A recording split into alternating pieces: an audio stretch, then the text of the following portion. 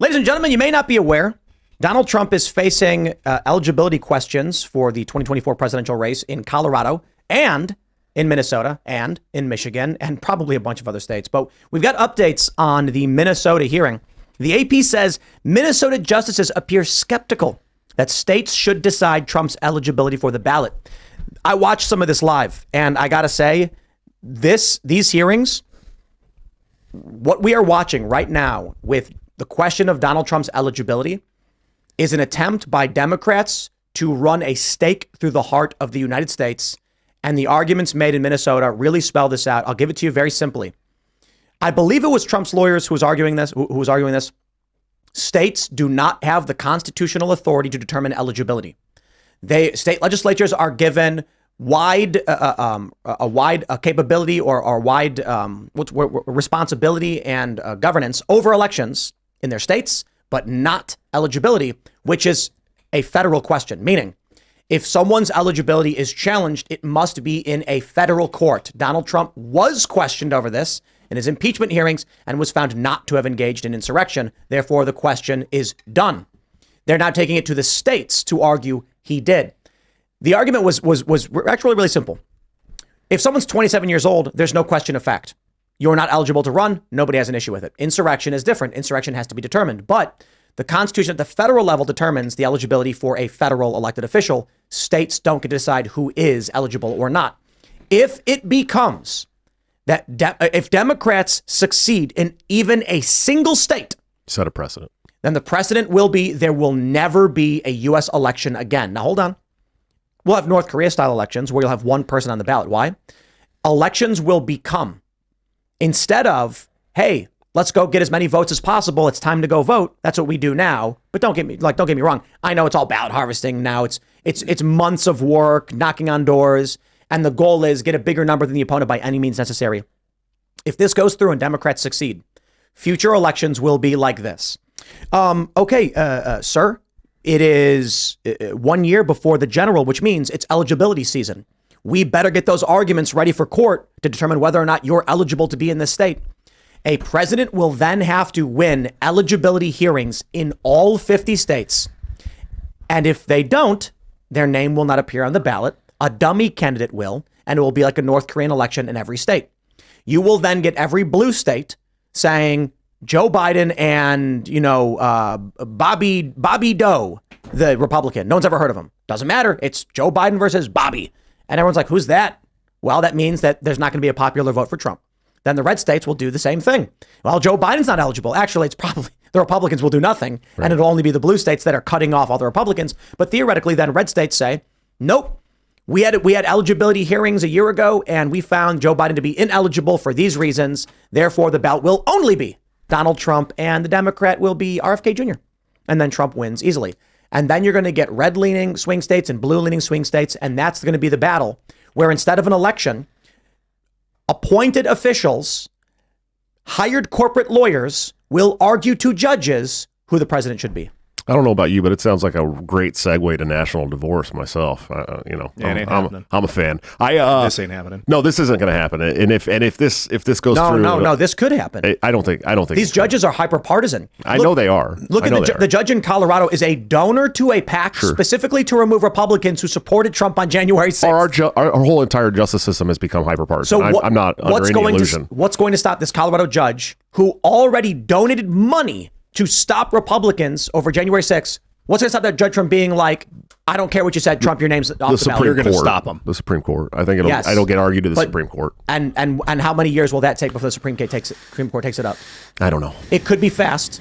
It could be. It probably would be pretty fast concerning elections like that. And then what happens if in Colorado, my fear is November, let's say October 2024, a state like Michigan will just take Trump off the ballot and say, sue us.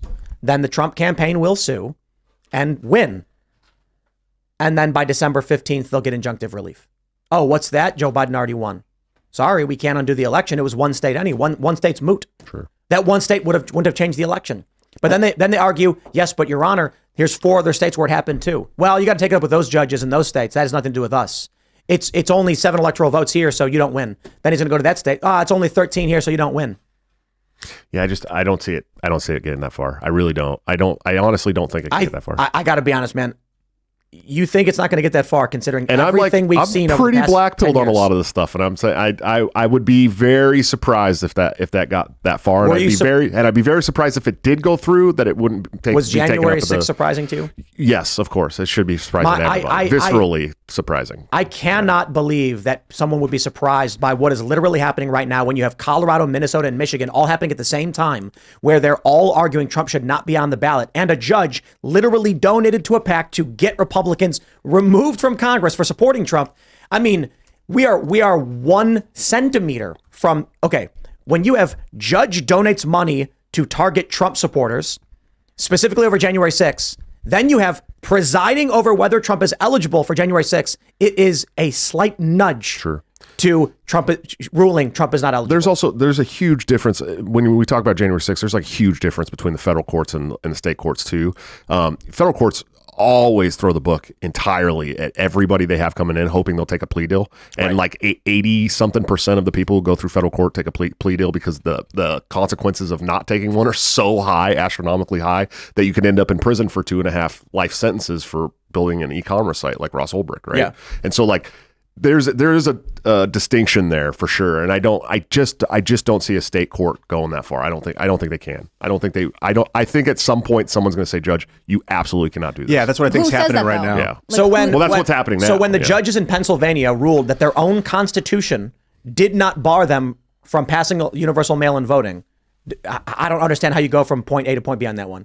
In Pennsylvania, a lower court ruled that universal mail-in voting violated the Constitution of Pennsylvania. Sure. Texas filed their lawsuit. The Supreme Court refused to hear it. So there wasn't even a hearing over what was clearly a violation of state constitution. And the justices of Pennsylvania said, we think absentee ballots and mail-in votes are a different thing, so we're going to allow universal mail-in voting despite the fact the Constitution clearly says you can't. The upside is we've got a year to talk about how insane this crap is. Yeah, that's true. We need elections. Yeah, we have, well... Even if they're getting twisted behind the scenes, 51-49, we still need them. Look at Arizona.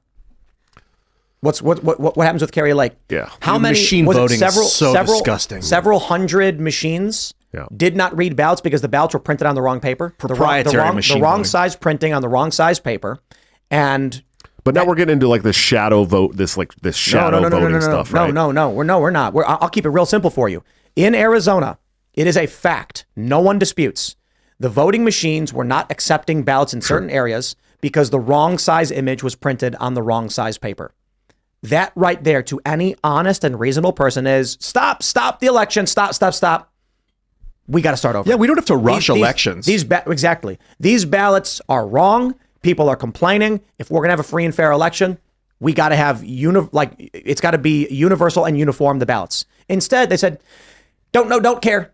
Yeah. Get out, Carrie Lake. But we also got to remember that this election fraud thing has been going on for a long, long time. It's deeply entrenched, right? Like it's been deeply entrenched in our government for many, many, many years. But this is my point. This is new, and this is going to be visceral for a lot of people. If we know for a fact that I think it was several hundred locations in Arizona, the ballots were not properly being read, and they argued, no, we counted all of them. Trust us. I'm like, no, that's not how elections work.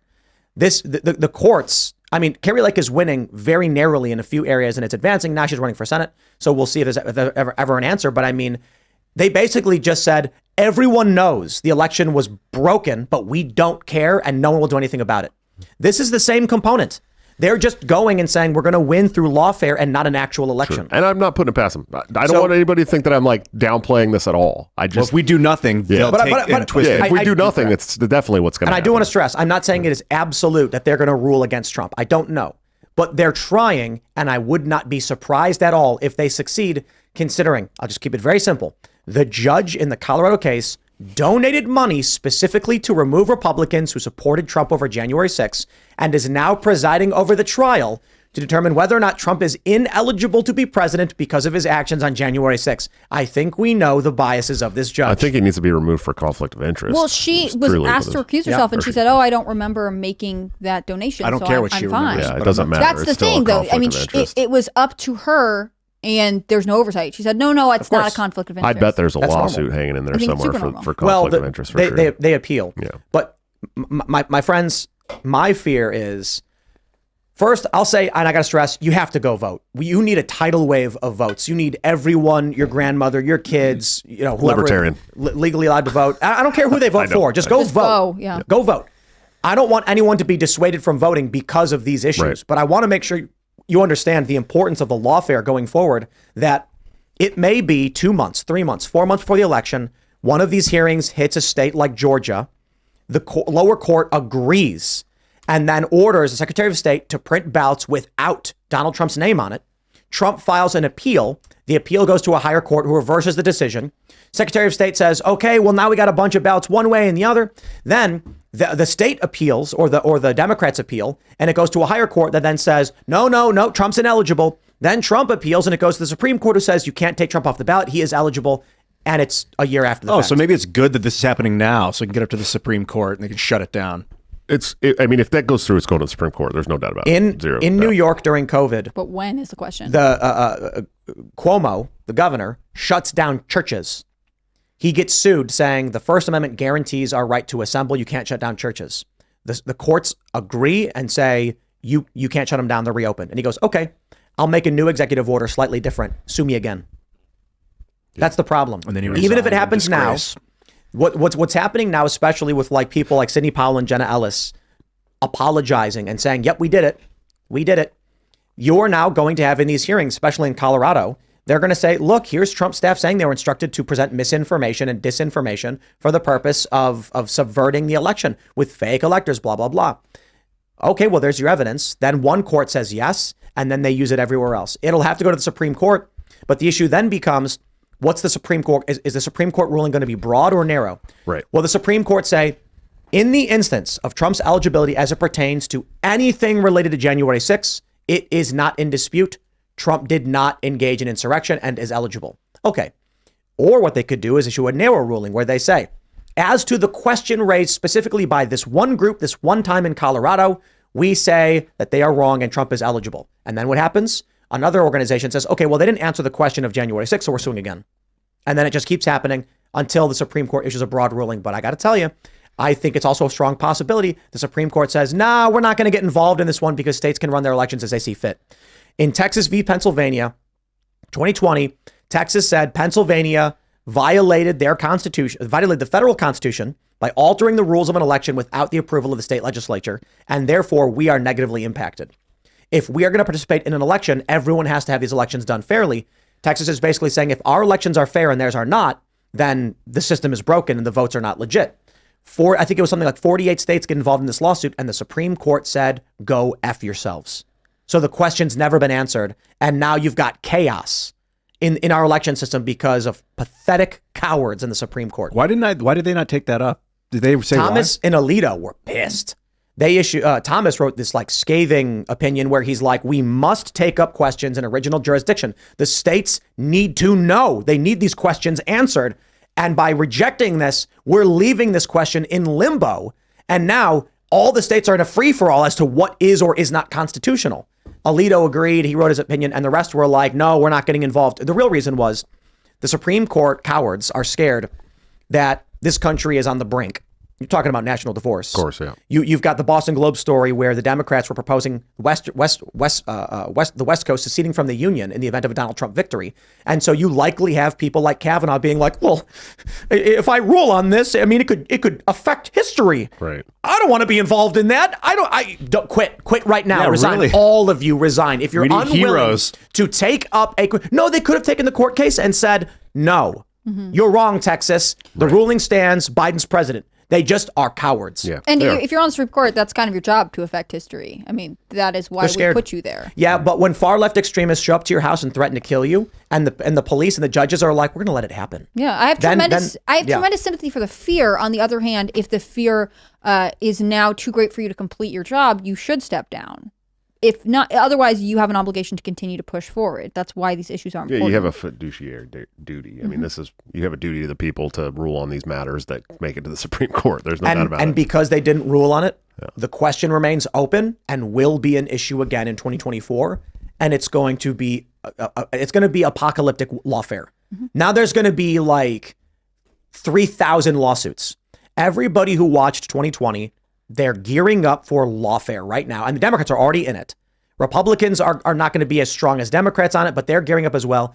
It's going to be tens of thousands of lawsuits. Well, Who what's knows? the fix for that? Tim? Public opinion, what a do you shift think? in public opinion. Well, of course, but our enlightening culture is the broken. public. it's terrible. It's absolutely terrible. It's cultural fragmentation to where these judges, not these ones in Minnesota, they appear skeptical. We'll see what happens.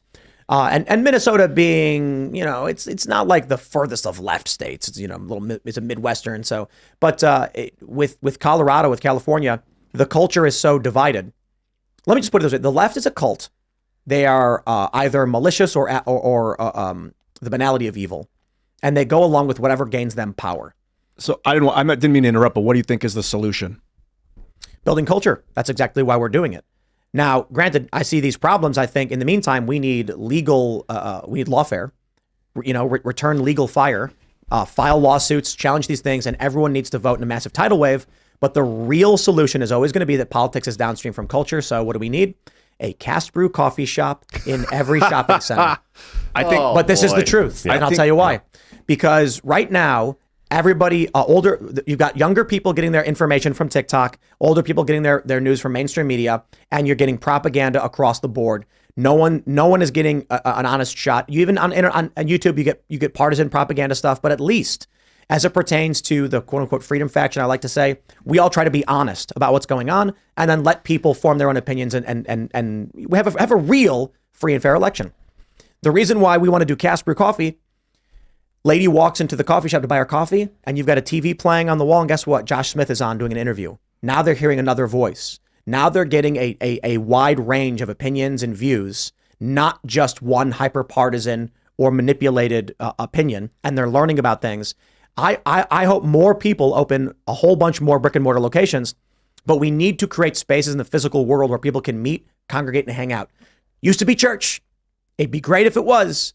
We're going to do this Cast Brew Coffee. We're going to do Saturday morning cartoons, invite families to come and hang out with their kids, and let people start rebuilding their communities again. You said Josh Smith interview, so I'm listening now, Yeah, I think we need to put this show on Rumble, or I think the YouTube admins should start shoving this show to the front of the network. But they're doing the opposite of that. Good luck, buddy. Good luck. Well, yes, that is good luck. YouTube you should do it because people need to know about this stuff. This needs to become invigoratingly entertaining. YouTube doesn't want you to know about this stuff. No, YouTube's not a guy. YouTube's just a network. The Google executives cried when Donald Trump won. Or I should say, the Google executives held a meeting where staff cried, and they said, we will never let this happen again.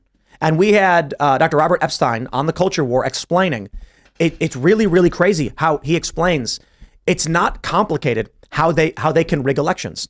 People seem to think, they hear the story about Cambridge Analytica, right? Right. Oh, they were stealing data from Facebook they weren't supposed to have and using that to target people and figure out who they were voting for. No, it's much simpler than that.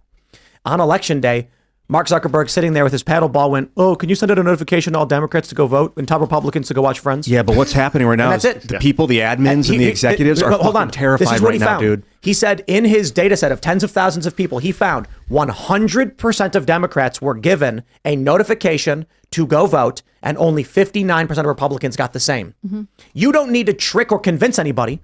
You just need to remind one side and not the other. There was that study that I don't remember what university students did, but it was analyzing Gmail, and Gmail would show emails from Democratic campaigns, but it would hide or mark spam. Republican campaigns. I mean, this is something that is alive and well. And here's the best part. When I think it was Ted Cruz sent a letter to Google over this, he said in their data set, they saw instantly the manipulation turned off. That indicates Google is intentionally doing it. But what's happening right now, people are terrified. Biden screwed this country hard. People know that. People are fucking freaking out that we're going to get slaughtered because of this shit show of a leadership that we have. And they're willing to open and listen. So we are the voice. And we need to inspire people and get people, excite people to put this shit on the front page. Make people hear it. It's super important. We cannot let go of our elections. You know that. We need you. This is a team, man. People who are watching MSNBC, CNN, and Fox News aren't hearing this. I don't even see anybody tweeting about the Minnesota case. No. I like Colorado is getting a little bit of airplay. especially because they showed a clip of this show. So we were like, hey, look, it's us. I saw that. Cash Patel. Yeah, and that Colorado Cash seems Patel, like it's picking up. I mean, I was just reading about like Ken Buck's testimony today. It's getting underway. Whereas, I mean, this is true for a lot of cases when it's the early stages of like, well, judge is hearing this, whatever. There's sort of less for the journalists to report on. But then when you're able to say, oh, Donald Trump Jr. and Eric Trump are reporting today, these things might pick up. It is a reason to me. It seems obvious that these cases are all hitting at the same time. So it's hard to keep track of them. You don't know which case is presenting what information because they're arguing very similar things in different jurisdictions. It's intentionally to confuse anyone who might be trying to follow it. So there, again, you can retain control of the narrative that gets out there. Well, now they have 24/7 World War III coverage to watch too, to keep them completely in the dark on everything else. Would you rather fight one horse-sized duck or 100 duck-sized horses? Jeez. You know the meme? Yeah, I know. It's silly, but there actually is a really simple answer. A horse-sized duck. You know why? You can run from it. Yeah.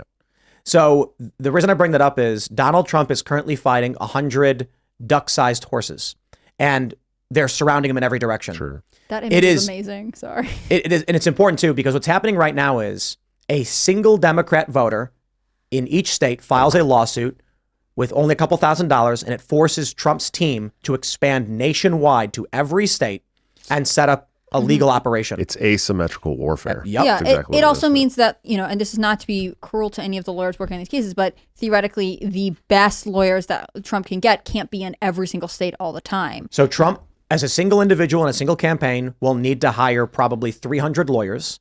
Let's be real. Maybe that's not even enough. Okay. If you're talking about election eligibility, you're not going to have one lawyer do it. You're going to hire a lawyer and he's going to have a team of like 5 or 6. Right. He's going to need that in every single state. The Democrats, no. It's not top down. There's one PAC in Colorado that 6 voters file a lawsuit. Then in Minnesota, 3 random guys file a lawsuit, and they do it over and over again. And the crazy thing is, there's going to be different versions of the same lawsuits filed in multiple states, and Trump as a single entity will struggle to compete against all of that. Sure. Yeah, maximum lawfare. So what's the answer for Trump then? I mean, he can't fight all these lawsuits. He has to just fight.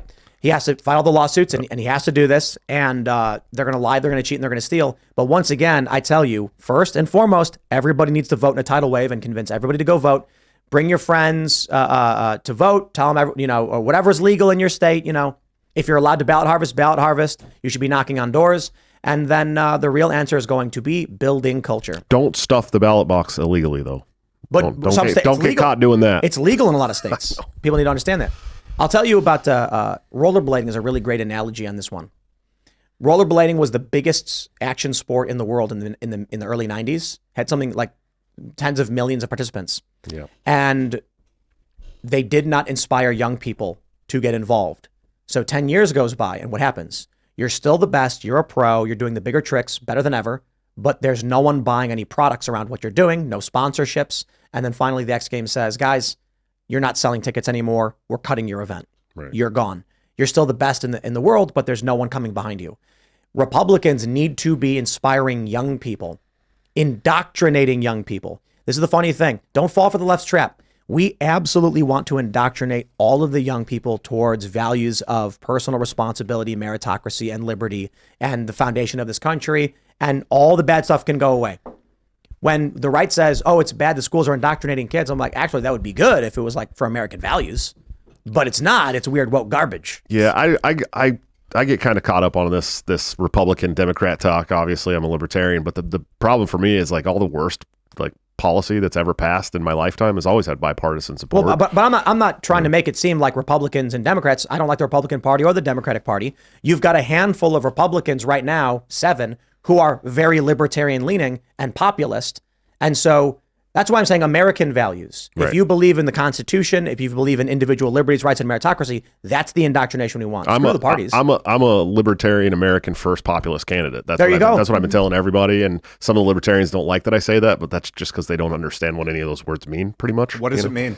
Well, populist is just you're speaking to the outside of the ruling elite, right? This regime that that rules us through the academia and the corporate news media and the rich and the politicians. We're speaking to the middle class and lower, right? Like these people that are everyday Americans that get up every morning and put on their work boots and go to work. That's what a populist message is speaking to those people, not the elite. And American First, here's the thing, like libertarians are like, oh, anti-borders and oh, you can't say America first, but it's like, you're running to govern Americans? Mm-hmm. How could you not be an American first? And in fact, if we're going to be this interventionist, right, like these anti-war guys, then you have to be America first. That's one of the most important principles of that, is that we've got to stop like meddling in these foreign interventions. Yeah, it shouldn't be shameful to be America first if you're an American America politician. first is a good thing if you're running to be a politician in America. And as a libertarian candidate, I may be one of the first guys that actually gets that. And that's